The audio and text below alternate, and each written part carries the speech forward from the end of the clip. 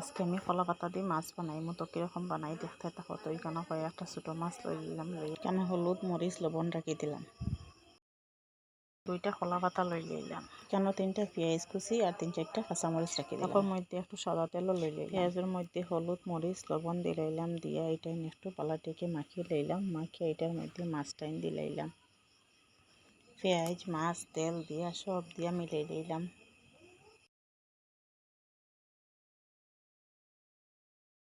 এখানে 2টা কলা পাতা রাখি দিলাম, কলা পাতা রাখিয়া কলা পাতার মিডিলও ডাটাটা ভাঙিয়ে দিলাম, ভাঙিয়া কলা পাতার মাঝে মাছটিন রাখি দিলাম।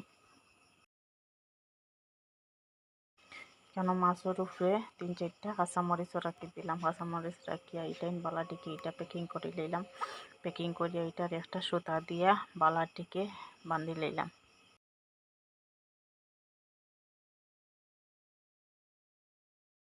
ওই দেখো এটারে আমি কিলা বাঁধছি, বান্ধিয়ে এইখানে রাখছি।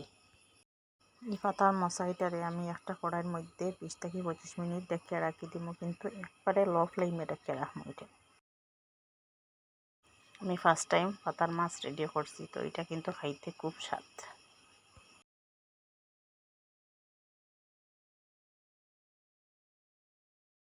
কেন একটু পরে পরে আমি করলে দেখি এটার কালারটা কীরকম হয়েছে। তো এখানে 20 মিনিট পরে আমার মাছটা রেডি হয়ে গেছে। তো এটারে আমি এখান থেকে একটা প্লেটও লইলাম,